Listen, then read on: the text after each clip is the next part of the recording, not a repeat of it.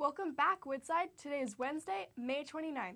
Remember to return your textbooks, pay your fines, and learn about algebra boot camps. I'm Caitlin. And I'm Shiona, and this is Woodside TV Live.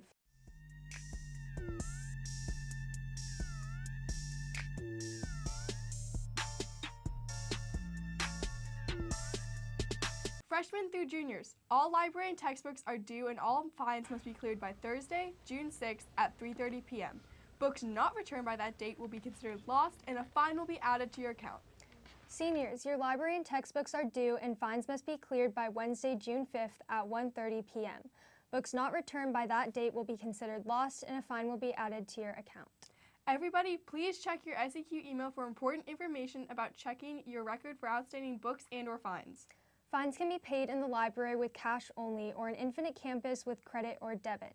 A $3 service fee will be added, and no checks will be accepted. Now let's take a look at this week in U.S. history. This week in U.S. history, on May 27, 2016, Barack Obama became the first U.S. president to visit the Hiroshima Peace Memorial Park, where he met Hibakusha, people who survived the Hiroshima and Nagasaki atomic bombings in World War II. Geometry students, if you are interested in free algebra review before you go into Algebra 2, there is an Algebra 2 boot camp from July 31st through August 2nd. Sign up with your geometry teacher. Octagon Club members, remember that your final volunteer hours are due this week. Please fill in the club Google form and turn in any outside project hours forms to Miss Coughlin. The big read is coming. Take a look.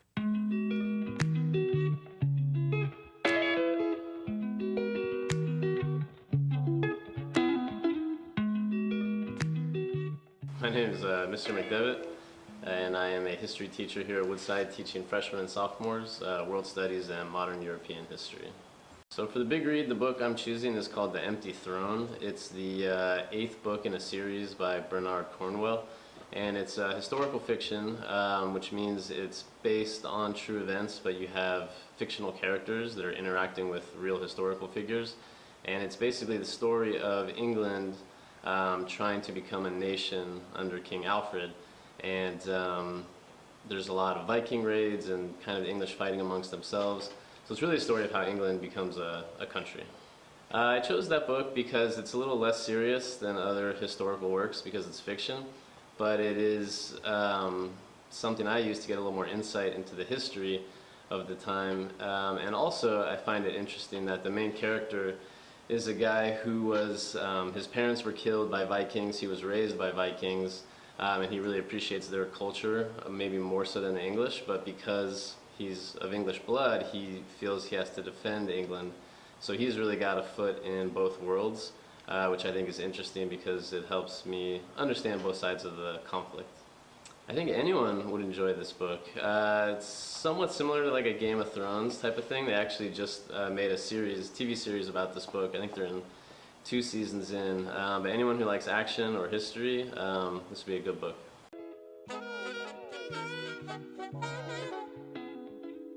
Well, that's all we have for today.